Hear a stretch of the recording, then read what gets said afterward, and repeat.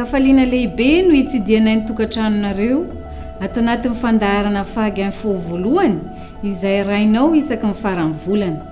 Izany dia ahafahana mifampizara amin'ny olom-pirenena ny asa sahan'ny DGFAG. Inona moa ny atao hoe DGFAG?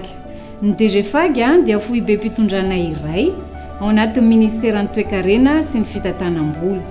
Ao anatin'izany asa izany ny fikarakarana ny karamam-piasam-panjakana, ny fisotrondronono, ny fitantanana amin'ny fananam-panjakana toy ny fiara, ny trano ary ny famolavolana sy ny fitsitsarana ny teti-bolam-panjakana.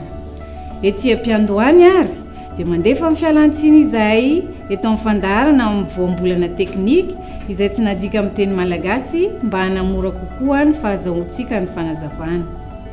Anio dia ny momba ny validation des services précaires no lohahevitra izay atolotry ny tompon'andraikitra amintsika. Izany dia mikasika antsika mpiasam-panjakana manokana no velabelariny etona. Manarafinaritra ary toa. Inona moa ny atao hoe validation des services précaires? Ny validation des services précaires dia fanomezan-kery ireo fotoana sy asa rehetra nataontsika talohana mpiasam-panjakana raikitra antsika ka nandoavantsika latsakemboka ara-dalàna. Rehefa tonga mpiasam-panjakana raikitra mantsy isika na fonctionnaire dia tokony afindra any amin'ny CRCM na caisse de retraite civile et militaire avokoa ireo latsakemboka rehetra nalohantsika teo aloha mba hitambatra ho caisse tokana izany. Arak'izany, ny service de la validation des services précaires dia mikajy ny vola tokony alohan'ny mpiasam-panjakana iray any amin'ny CRCM raha efa nototaliana ireo latsakemboka rehetra naloha tany amin'ireo caisse hafa toy ny hoe CNAPS izany na CPR. Rehefa vita izany kajy izany dia omena ny antsoina hoe ordre de recette ilay mpiasa mba ahafahan'ity farany mandoa izany any amin'ny tahirim-bolam-panjakana. Inona ny antony ilana izany validation zany? Marihana fa tsy antery akory ny validation fa ny fanaovana azy kosa dia mitondra akony tsara amin'ny fikajiana ny indemnité d'installation de retraite sy ny pension de retraite satria mampitombo ny feim-potoana heverina fa mampiasam-panjakana raikitra antsika izany. Izavy ireo olona tokony manao izany validation izany? Reto avy ireo sokajiny olona manao validation. Ao ireo efa niasa tany amin'ny sehatra tsy miankina ka tonga mpiasam-panjakana raikitra taty aoriana fa kosa tsy maintsy nandoa latsakemboka tany amin'ny CNAPS. Ao ireo efa nandalo ECD na ELD na EFA ka nandoa latsakemboka tany amin'ny sehatra misy azy avy. Ao ireo vadina velan'ny maty ary eo kosa ireo kambody latsaky ny 120 taona. Inona ny olana hita amin'ny tsy fanaovana validation? Ny olana tena tsapa aloha dia ny tsy fahafantaran'ny mpiasam-panjakana ny antsoina hoe validation. Jereo any reto tranga manaraka reto e. Manahoana tompoko? Miarahaba tompoko. Saika anontany momba ny resaka validation zafady. Niasa tamin'ny sehatra tsy miankina manko taloha amin'ny dirako tamin'ny fanjakana. Tafiditra ECD ary lasa EFA avy eo. Vao 7 volana izay naray an'ilay arrêté d'intégration ako. Tena tsara fatongavany madama. Fa ianao dia tsy tratra ny tataotsy azy 400 isan-taona. Ny ataonao dia makany amin'ny CNAPS aloha ianao. Mangataka famindrana latsakemboka rehetra nalohanao tany fony ianao tamin'ny sehatra tsy miankina sy tamin'ny ianao ECD. Rehefa mivaly izay fangatahany madama izay dia reto omeko anao reto ny taratasy rehetra ilainay. Dia rehefa feno ireo dia ampiarahanao amin'ny valiny fangatahanao tany amin'ny CNAPS. Apetraka izany ao amin'ny varavarana 7-12 atao aminay ihany na ny amin'ny sampandraram-paritra misy anao. Dia hokajianay avy amin'ireo ny fameno tokony ho alohanao tany amin'ny CNAPS fony ianao tamin'ny sehatra tsy miankina sy tamin'ny ECD. Ary hokajianay ihany koa fameno tokony alohanao amin'ny CPR fony ianao contractuel. Dia hokajianay izany amin'ny tany 400 ma CRCM anao nanomboka teo amin'ny fonctionnaire anao indray. Rehefa vita ny fikajiana dia omena anao ny atao hoe ordre de recette. Io taratasy ahafahanao mandoa an'ilay sorabola any amin'ny tahirim-bolam-panjakana na any amin'ny perception misy anao. Ay, satria vola loka moa izy ity. Arono moa madama azafady. Ahoana ny fomba fandoavana azy io? Atao indray mandeha mandova ve? tena volaloha tokoa io validation io madama sainga azonao atao no manantona ny sampandraraha mikarakara ny karama etsy ambanidia na ny amin'ny sampandraraparitra misy anao mangataka ianao ny atao hoe précompte sur solde anefana tsy kelikely amin'ny soraboly io amin'ny karamanao. Misaotra betsaka tompoko fa nahafa-po ny fandraisana. Tsisy fisaorana tompoko raha sondrindro. Miaraba tompoko zany hoe ny tenako dia mpiasa ny commune talohan'ny nampiasa mpanjakana dia nandalo ECD sy ELD ny tenako dia mba saika anytany tompoko hoe inona avy moa zany no tokony ataoko raha hanao an'ilay validation azafady. Eny tompoko reto meko anao reto ny taratarasy rehetra ilainay ankoatr'ireo nefany dia ilainy dia tena ilainy tokoa ny relevé de cotisation CPR tamin'ny anao ELD miaraka amin'ny référence sy ny mandat de versement izay natrotsahan'ny mpampiasanao an'ireo latsakemboko ireo tany amin'ny tahirim-bolam-panjakana. Tsy ho anareo commune rery nefa ny ilana io taratasy io fa ho an'ny mpiasa ny budget autonome rehetra. Ma ECD anao indray dia ilaina koa ny taratasy avy any amin'ny CNAPS izay manambara mazava tsara mamaritra ihany koa ny fotoana natrotsahan'ny mpampiasanao latsakemboko sy milazalaza koa io taratasy io sorabola mifanaraka amin'ny asa nataonao. Mariko tsara fa ny fotoana rehetra izay voalaza ny taratasy ireo ihany no azo valideny eto aminay ary ankajina ihany koa fisotrondrononao rehefa tonga retirety ianao.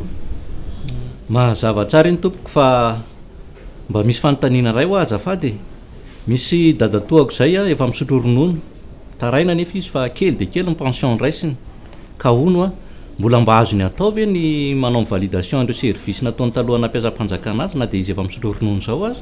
Entaniny ramsea namana sy ny mpiara-miasa rehetra fa amperinasa no angatana ny validation fanazana tsy zany ho any dadatoanao dia azony atao no mangataka indray ito aminay na dia efa misotro ronono ary izy dia raisina ny fangatahany saingy manatombo kely ny fotoana fikarakarana satria miandro ny atao hoe levé de prescription mivaly zay vao afaka manomboka ny asa.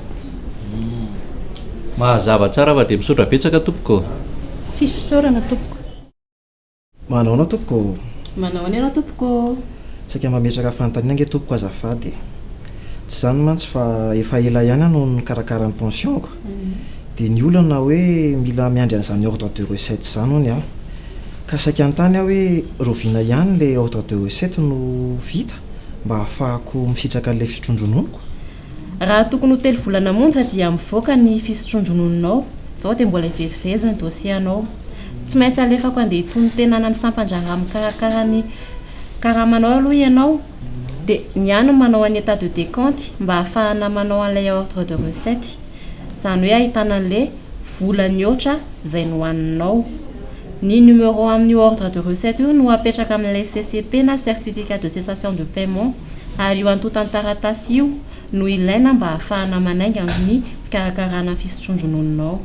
Eny tokory madamaka takizay aho zany tsy nihinana an'io voly io efa fantatro ihany izy hoe tsy zoako fa nefa mbola nalaiko ihany zao sady mamerim-bola amin'ny fanjakana no mbola ho ela vao hisitraka an'ilay fisotrondrononiko.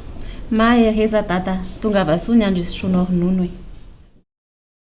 Maromaro an'izay ndray promotion mpisotro ronono e dia misy madama izay tena mitovy amiko mihitsy izy mitovy ny taonanay mitovy ny taona nanomponay tato amin'ny fanjakana mitovy ny isan'ny ankizy hatramin'ny diplôma raha mitovy fa ny tena mampalahelo ahy madama dia kely ny pension raisiko rehefa mandray raha oharina amin'ny azy asa dia mba nisy mitsovizana kely kosa e ohatra miasa tamin'ny sehatra tsy niankina izy talohan'ny nidirana tato. Tena mitovy ka fa zange efa nanao fanadihadiana e dia hoe zaho hono tsy nanao validation mahakely ny vola raisiko. Ay mazava ary tsy efa nikarakaraina daholo ve izay antota taratasy mikasika an'izay zany. Ie efa nanao fangatahana an'ilay validation dia nanao an'ilay levé de prescription dia efa azoko ny ordre de recette efa voalohako soma tsara ilay izy dia nakany amin'ny sampandrara mpikarakara amin'ny fisotrondronono dia ny tany ny teny hoe mbola miandro ordre de recette na reversement CPR indray hony dia tsy azoko madama efa voalohako ve le ordre de recette na validation dia ataonareo mandoa an'ity ordre de recette na reversement CPR ty indray aza manana iny alors zavaiko tsotsotra aminao zavatra nitranga tamin'ny ianao nandeha nisotro ronono dia tsy nanao validation fa tonga dia nandeha nisotro ronono hany ka lasa caisse ronony no nandraisanao amin'ny pension anao. Teo ny CPR izay nandraisanao any ampahany tsy vitanao validation, ary teo ny CRCM nandraisanao ny ampahany amina mpiasam-panjakana raikitra anao. Ankehitriny vitanao validation anao, lasa caisse iray ihany zany no mandoa amin'ny pension anao. Zany hoe tsy maintsy averinao amin'ny CPR ilay volana voakany. Io no atao hoe reversement CPR. Ay kosa dia tsy mandoa ninina ntsony zany a. Tsy misy vola lotsony ka sora-bolan-drasany sampandrara mikarakara amin'ny fisotrondronono sisany io. Ay misaotra indrindra anaka, miandrindrariny a zany a. Tsisy saorana re a. Inona ary ny toromarika tsara tadidiana mikasika ny validation? Reto ary misy teboka vitsivitsy tsara ho tadidiana. Voalohany ao anatin'ny herintaona na raisana ny didim-pitondrana na mpiasam-panjakana raikitra na arrêté d'intégration no fotoana tsara indrindra anaovana ny validation. Fa raha adily izay fem-potoana izay dia miatra avy hatrany ny tataon-tsazy 4 isan-jato isan-taona. Marihana fa amin'ny fotoana izay nandaovana latsaikemboka ihany no miatra amin'ny validation.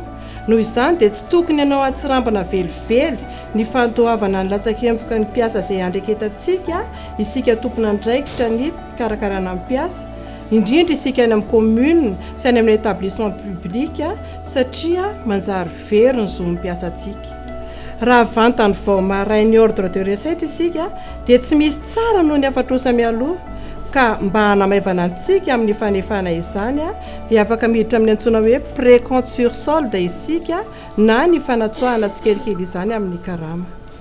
Farany dia aoka resika tsy alaim-panahy ka handray ny karama izay tsy ananantsika zo intsony rehefa tonga ny daty andehanana amin'ny sotro ronono na hoe misy avantsika maty izany, satria tsy maintsy hoe faina ireny ka hiteraka fahasahiranana ao antsika indray ny fanefana azy rehefa mikarakara ny pension isika. Izay no masaka azona tolotra tamin'ity androany ity, isaoranao nanaraka izany hatramin'ny farany. Raha mila fanazavana fanampiny dia tsy dio ny tranokalan'ny DGFAG izay misoratra eo ambany na antsoy ny laharana 034 20 985 69. Ny tena kosa dia manome fotoana ho anao indray amin'ny faran'ny volana manaraka ao anatin'ny lohahevitra vaovao hafa. Veloma tompoko.